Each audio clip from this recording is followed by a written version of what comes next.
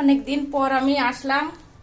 আজকে একটা রান্নার রেসিপি দেখাবো। পেঁয়াজ ছাড়া মাছের তরকারি, লাউ দিয়ে, শোল মাছ দিয়ে পেঁয়াজ ছাড়া রান্না করব। Start for cooking. এই যে স্টার্ট ফর কুকিং এ জিরে ফোড়ন, অল্প একটু কাঁচা লঙ্কা, দেখেন এখানে দিয়ে দিলাম। আমার রান্না হচ্ছে ঝটপট। এই যে লঙ্কাটা, এবার লাউ দিয়ে দিলাম।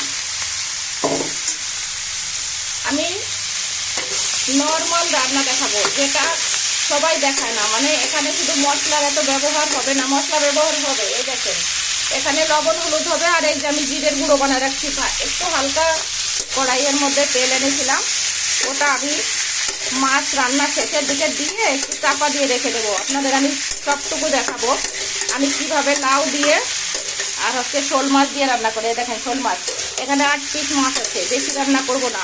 আমরা তো 2 জন মানুষ, হাজব্যান্ড আর আমি। আর ছেলে তো ঢাকায় থাকে, ঢাকায় খাওয়ার খুব কষ্ট। তারপরে ঢাকায় খুব গন্ডগোল, অশান্তিতে আর কি, মন ভালো নাই। তো অনেকদিন পরে আসলাম ভিডিও নিয়ে। আপনারা সবাই কেমন আছেন আমাকে একটু জানাবেন কমেন্ট করে। আর আমি লাউ দিয়ে আপনাদের যেহেতু পেঁয়াজের কেজি 150 টাকা, 120 টাকা, দরকার নেই পেঁয়াজ খাওয়ার। ফোড়ন দিলাম জিরে। আগে দেখেন মাছ ভাজা রাখছি, হালকা করে ভাজা রাখছি, একদম কাঁচা মাছ লাউয়ের সাথে যায় না। কেন অনেকে আছে মশলা দিয়ে কষায় নেয়, সেরকম আমরা রান্না করি না। আমরা তো হিন্দুরা রান্না করে হিন্দুদের মতো করে। তো দেখতে পারেন ট্রাই করে মুসলিম ভাবিরাও।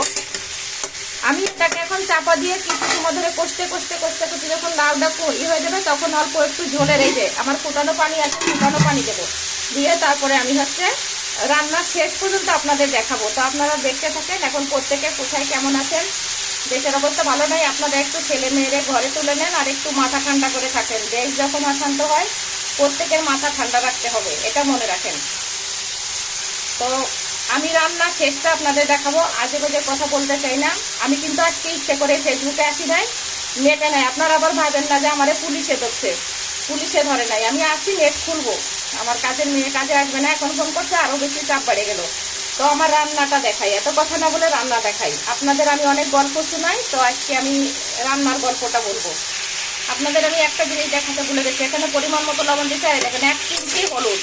লাউ তরকারিতে বেশি হলুদ দিলে তরকারি টেস্ট কমে যায়। লাউটা একটু মিষ্টি মিষ্টি স্বাদের হবে রান্নাটা।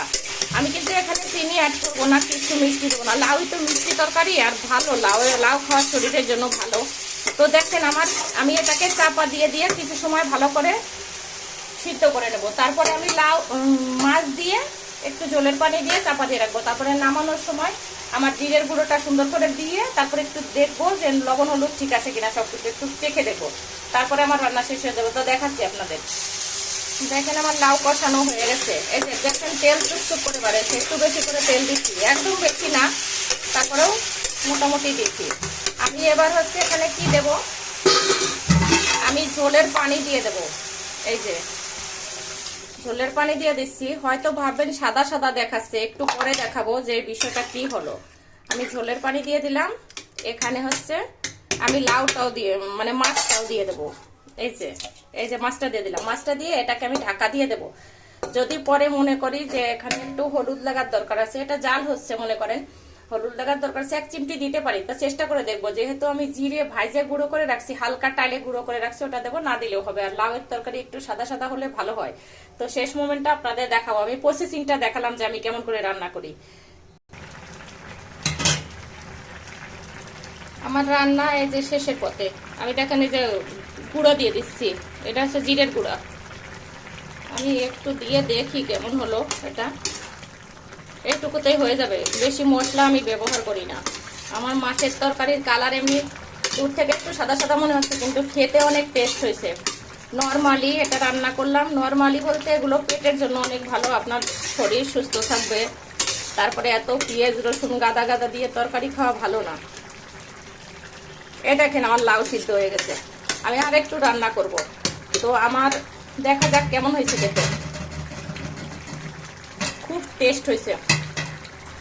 তো অনেকদিন পরে ভিডিওতে আসলাম। ইউটিউবের বন্ধুরা কে কেমন আছেন, আমার চ্যানেলটাকে সাবস্ক্রাইব করে দেবেন।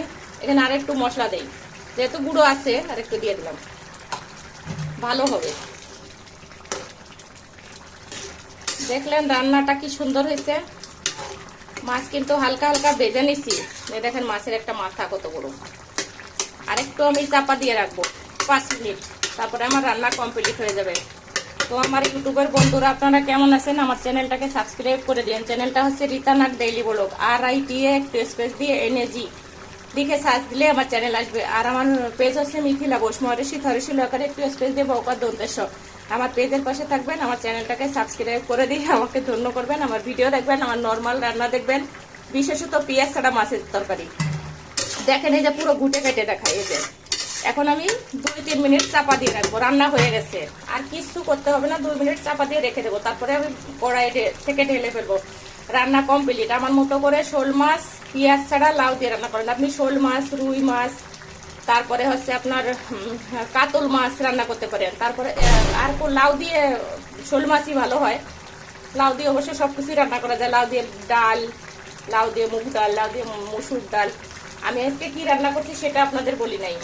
ডাল, এই দেখেন মসুরির ডাল, 2 জন মানুষ তরপকটু রান্না করছি। বেগুন ভাজি, 2টো বেগুন কিনে আনছিলাম 40 টাকা দিয়ে, তো একটার মাঝখানে পোকা হয়ে গেছে, কিছুটা তরকারিতে দিছি। পালং শাকের তরকারি রান্না করছি, পালং শাক, লাউ, আলু, ডালের বড়ি দিয়ে তরকারি রান্না করছি। আর আপনার লাউ দিয়ে শোল মাছ, মুসুরির ডাল, বেগুন ভাজা। আমরা 2 জন মানুষ, আমাদের এবার ওকে হয়ে যাবে এটা খাওয়া দাওয়া। তো সবাই ভালো থাকবেন, সুস্থ থাকবেন, আমার পেজ ফলো করবেন, আমার ইউটিউব চ্যানেল সাবস্ক্রাইব করে দিয়ে আমার পাশে থাকবেন। সবাইকে অনেক অনেক ধন্যবাদ।